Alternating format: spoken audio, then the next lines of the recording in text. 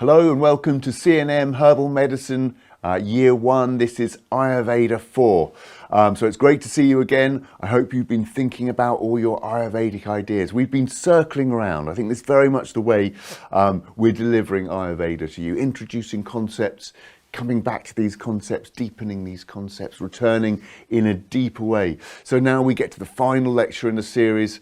We're going to be talking about herbal pharmacology. So we're really bringing things back to our core branch of knowledge, herbal medicine.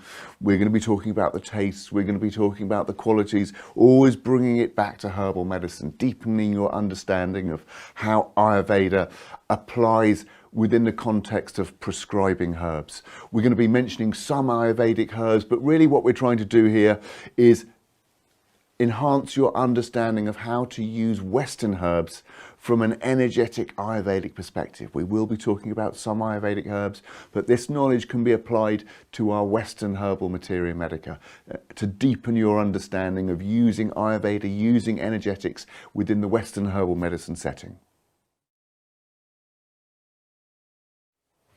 So the learning outcomes for this lecture, we're going to start by talking about prana. Prana is vital force. Remember, qi in Chinese medicine, vital force in naturopathy, prana in Ayurvedic medicine. It's this same deep underlying principle that all traditional medical systems have aspired to. And we'll talk about how prana applies within herbal medicine. Some really interesting ideas for us to just reflect on a little bit. Then we're going to talk about the pharmacology, these herbal medicines. We've talked a lot about food medicines. We've talked about the use of herbs within foods. We've mentioned a few herbs. We really want to home in on herbal therapeutics in this lecture. So we'll be talking about herbs in the context of the 5 elements, an idea you're very, very familiar with by now, this fundamental way of understanding energetics of the universe. We'll return to the taste again. We'll deepen our understanding and apply it specifically to herbal medicines, your sweet, sour, salty, pungent, and so on, and how you can apply that to specific herbs. And wherever possible, we'll deepen this understanding of herbs, really try to give you a picture of herbs. Over the course of your studies, you learn the characters, the personalities of these herbs. At this stage, it must seem potentially quite confusing. There's 150 herbs that you know you're going to be learning about in materia medica. How are you going to understand? How are you going to get to know these herbs? It's all about repetition. It's all about deepening your understanding, getting to understand their actions, their qualities, their chemicals, and fundamentally their characters, their personalities. This is how herbalists come to understand their herbs, ultimately, as characters, as personalities. So we'll deepen your understanding of herbal medicines here. We'll also think about herbal medicine in terms of the qualities. We've referred to this before, but thinking about what herbs are heavy, what herbs are light, what herbs are cold, what herbs are dry, and so on. This energetic vision of the universe. And then the final part of the lecture, herbal applications. This is just where we're going to think about teas. We're going to think about tinctures and powders and so on in terms of their energetic qualities. It's really important that when we're prescribing herbal medicines that we get our prescription correct. But how can the method of application support energetics too? Tinctures being heating, teas being hydrating, all of these things come together in energetics to create that balance in patients. So prana, vital force, qi, call it what you like, it's the same thing. We don't want to go into the esoterics of Ayurveda. I strongly recommend you do some background reading in Ayurveda and look at some of this deeper cosmology, the deeper philosophy of Ayurveda. It's not necessary to practice in an Ayurvedic way, but there's this idea that the first thing that was created in the universe was prana, this vital force. It's a concept that we've talked about, it's a concept you've learned about in your Chinese medicine lectures, it's a subject you've learned about in your naturopathy lectures.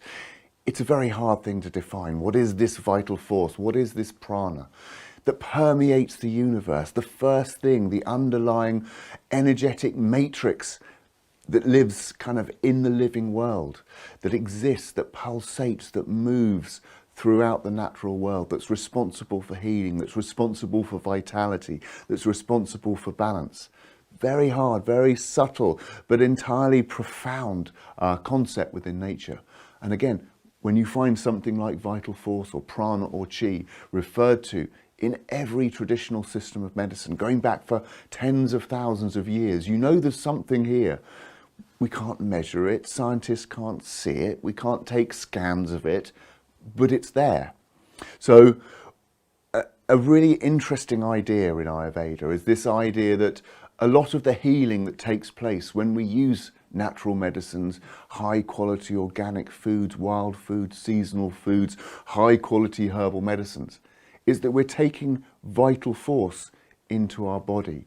The vital force of these natural herbal characters that have grown in natural places, they have this perfect vital force within them. They're not interrupted by crossbreeding, they're not interrupted by pesticides. They're these pure expressions of vital force within nature. And when these herbs or very, very pure foods interact with our body, they reset our vital force. It's a really profound concept that's been blowing my mind recently when I've been thinking about it. That just that contact between our physiology, the physiology, our vital force with that physiology and vital force of plants resets us. So we know that vital force, we define it as this self-regulating, self-organizing. Intelligent is a word that could be used to describe it, but it's not intelligent in the way our minds are intelligent. It's this kind of self-regulating, organizing, healing, harmonizing force in nature. And when we interact with plant medicines, it resets our vital force. So on a fundamental level, it doesn't often matter exactly what herbs we take. We don't have to get our prescriptions absolutely perfect. Just giving herbs to patients on one level will regulate their vital force, will promote healing in their bodies. Clearly, if we get the energetics right and the chemistry right and our diagnosis right, it will enhance that. But just taking herbal medicines will reset our vital force.